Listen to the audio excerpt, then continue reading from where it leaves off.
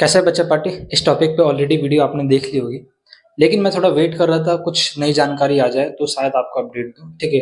बेफिज़ूल का panic create करने से कोई फ़ायदा नहीं है, ठीक है? हम बात करते हैं क्या हमारा जो सीयूटी का एग्ज़ाम है ड्यू टू द वॉर जो कि अभी इंडिया-पाकिस्तान के बीच में चल रही है, ऑफ़िशियली अनाउंस नहीं हुआ है लेकिन जो भी बॉर्डर पे हालात है या बॉर्डर के आस-पास वाले इलाकों में हालात है, ठीक है? कुछ बच्चों का रिप्लाई आ रहा है मेरे पास, ठीक है? तो क्या ये सीयूटी एग्ज़ाम पोस्टपोन्ड होगा? तो पहली बात देखिए वॉर चलने वाली है नहीं, ठीक है? वॉर रुक जाएगी इसका ऑफ़िशियल अपडेट आ चुका है। मैं आपको अभी आपके स्क्रीन पे जो दिखा रहा हूँ ये नोटिस है, ठीक है?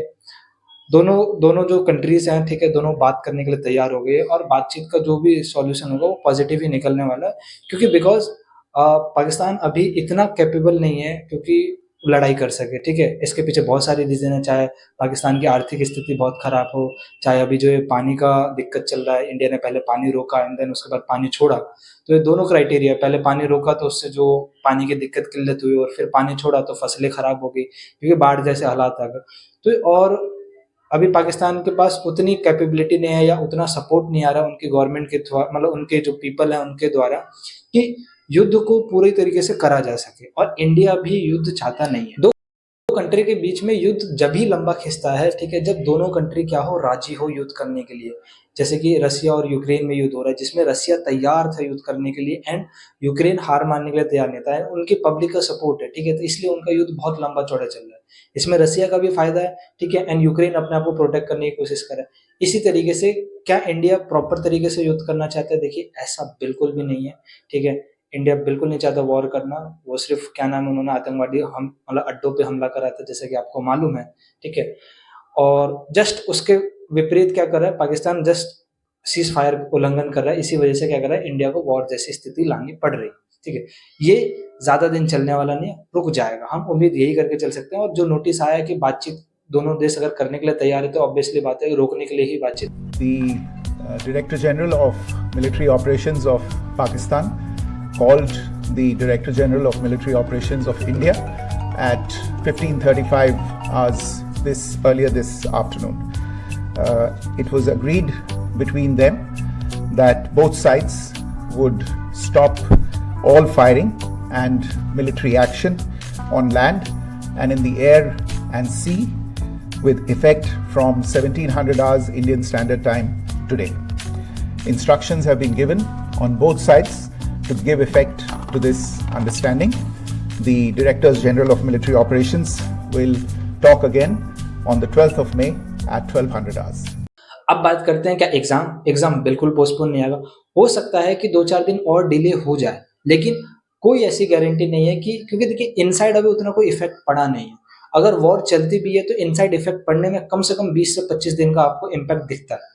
इम्पैक्ट अभी भी बॉर्डर्स वाले स्टूडेंट्स को हो रहा है क्योंकि जो बॉर्डर के आसपास जो एरिया में रह रहे हैं, ठीक है, वहाँ पे पावर कट है, बिजली कट है, ठीक है, इंटरनेट सर्विस क्या करिए धीरे-धीरे बंद करी जा रही है, तो उन बच्चों को दिक्कत आ रहा है कि भैया हमारा अगर अपडेट आएगा, हमें कैसे इन्फॉर्मेशन मिलेगी? जैसे कि इस बच्चे का कमेंट क्या है मेरी वीडियो पे आया है, ठीक है? तो अब क्या होगा जो इनसाइड जितने भी बच्चे रह रहे हैं, उनका सारा चीज़ एकदम स्मूथली चलने वाला है। आपका एग्ज़ाम होगा, एनटीए पूरा कंडक्ट कराएगा अच्छे तरीके से, आप जाइए और अपने दिमाग में कोई भी चीज़ ऐसी निकाल दीजिए कि एग्ज़ाम पोस्टपोन होने वाला है, नहीं है। जल्दी से एग्ज़ाम दीजिए और अपना इन सारे चक्करों से फ्री हो जाइए एंड देन उसके बाद काउंसलिंग में हम धीरे-धीरे क्या करेंगे पार्टिसिपेट करना चालू करेंगे। जितनी जल्दी आप एग्ज़ाम देंगे, उतनी जल्दी क्या करेंगे आपके दिमाग से टेंशन खत्म हो जाएगा एक एग्ज़ाम का एंड थोड़ा बहुत रिलैक्स लाइफ़ आपको अभी मिलेगा क्योंकि जब से बोर्ड दिया है एंड देन ये शूटिंग एग्ज़ाम इसके बीच में रिलैक्स लाइफ़ नहीं आपको देखने को मिलेगी। समस्या थोड़ी बहुत उन बच्चों को ज़्यादा आएगी जो बॉर्डर के इलाके में रह रहे हैं, ठीक है? क्योंकि अभी भी माहौल टाइट है, ठीक है? पाकिस्तान ने जो सीज़ फायर लागू करा था देन उसके बाद वापस उसका उल्लंघन कर समझौते पर सहमति जताने के कुछ ही घंटे के बाद पाकिस्तान ने इसका उल्लंघन कर दिया। पाकिस्तान की तरफ से 2 घंटे में 200 से ज्यादा ड्रोन हमले किए गए हैं जिसे भारतीय एयर डिफेंस सिस्टम ने ध्वस्त कर दिया है। तो माहौल उम्मीद है कि हाल फिलहाल अभी कुछ दिनों तक और ऐसे बना रहेगा। तो एनटीए आपका एग्जाम तो कंडक्ट कराएगा, एनटीए यूजीसी आपको इग्नोर तो नहीं मारेगा उन बॉर्डर वाले बच्चों को, उनके लिए मैं बता रहा हूँ, ठीक है। क्या करा जाएगा जो पहले जो आपके इंटीमेटेड स्लिप के हिसाब से जो भी सेंटर थे, ठीक है, तो अब क्या करा जाएगा उस सेंटर से थोड़ा दूर आपको ले जाया जाएगा जहाँ पे भी सेंटर सेफ जोन में रखा जाए। तो अब आपके लिए एक मुसीबत ये हो जाएगी कि आपको ट्रैवल टाइम बहुत लगाना पड़ेगा, मे बी आपको ट्रैवल करना पड़ जाए, ठीक है। तो ये समस्या आपको आएगी कि ट्रैवलिंग टाइम आपको ज़्यादा देखना पड़ेगा ताकि जाके आप स्मूथली एग्जाम आपको वहाँ दे सके। अब बात करते हैं, देखिए लास्ट प्रॉब्लम जो है एडमिट कार्ड को लेके, ठीक है। एडमिट कार्ड अभी तक आया नहीं है, चाहे कोई भी बच्चा हो, चाहे जो आपका नॉर्मल इनसाइड मतलब आपका इंडिया में बीच वाले इलाके में रह रहा हो या फिर जो बॉर्डर के इलाके में रह रहा हो, ठीक है। अभी तक किसी भी बच्चे का क्या है एडमिट कार्ड नहीं आया और एग्जाम एकदम सर पे आ गए ऑन हेड। आज 10 तारीख हो गई, ऑलमोस्ट पूरी की पूरी 10 तारीख खत्म जब मैं ये वीडियो शूट कर रहा हूँ। आई होप सब जब आप देख रहे होंगे तो 11 तारीख है, ठीक है। एंड आपका 13 तारीख को एग्जाम है, तो आपके पास टाइम ही कहाँ बचा है, 11 एंड 12, ठीक है। तो कब आएगा एडमिट कार्ड? अब एडमिट कार्ड को लेकर समस्या हो रहा है, तो देखिए एनटीए ये गलती बहुत बार पहले भी कर चुका है एंड ये इस बार भी यही गलती दोहरा रहा है कि एडमिट कार्ड कम से कम तो 2 दिन या 1 दिन पहले तो देना चाहिए किसी बच्चे को। लेकिन अब हम वेट कर सकते हैं कि हो सकता है कि कल 11 तारीख तक, कल 11 तारीख का पूरा दिन है, कम से कम उस दिन तो हम क्या कर सकते हैं, अपना एडमिट कार्ड दे सकते हैं। अगर किसी बच्चे का एडमिट कार्ड जैसे पिछली बार की तरह हुआ था कि जस्ट एडमिट मतलब एग्जाम से 6 घंटा पहले, 12 घंटा पहले या फिर एग्जाम से 3 घंटा पहले आ रहा है, ठीक है। तो ये समस्या उम्मीद तो हम यही करके चलेंगे कि इस बार देखने को ना मिले। लेकिन एज अ गवर्नमेंट बॉडी है, किस तरीके का एग्जाम कंडक्ट कराएगी ये हम आज तक देखते आए हैं एंड अब हमको ये भी देखना पड़ेगा कि इस बार कैसा रहता है। उम्मीद तो हम ज़्यादा लगा नहीं सकते, हम अपनी तरफ से तो अच्छा ही सोच के चल सकते हैं, क्योंकि बुरा तो क्या ही करेंगे सोच के, खामा का अपने टेंशन बढ़ाएंगे, ठीक है। तो आपका एडमिट कार्ड प्रॉपर 11 तारीख को या तो मॉर्निंग में या तो रात लेट नाइट 11 तारीख तक आ जाएगा, ठीक है। आपको बेसिकली क्या करना है, आप अपने दिमाग से टेंशन निकाल दीजिए कि क्या एग्जाम पोस्टपोन होगा। एग्जाम बिल्कुल पोस्टपोन नहीं होगा। हो सकता है बॉर्डर वाले इलाकों के बच्चों का हो जाए पोस्टपोन या फिर कंडक्ट भी करा ले जाए थोड़ा दूर जाके एग्जाम सेंटर वाले थे, तो वो उनके लिए यूजीसी कुछ ना कुछ जो भी करेगा उसका अपडेट ऑफिशियली दे दिया जाएगा, ठीक है। यूजीसी चेयरमैन द्वारा आपका ट्वीट कर दिया जाएगा, तो इन सब चीज़ों का ध्यान रखा जाएगा। बाकी आप सबका एग्जाम स्मूथली होने वाला है। 13 तारीख से एग्जाम स्टार्ट है, तो जिन भी बच्चों का एग्जाम 13 तारीख से, अपने आप को 2 दिन है आपके पास, प्रॉपर प्रिपेयर कर लीजिए।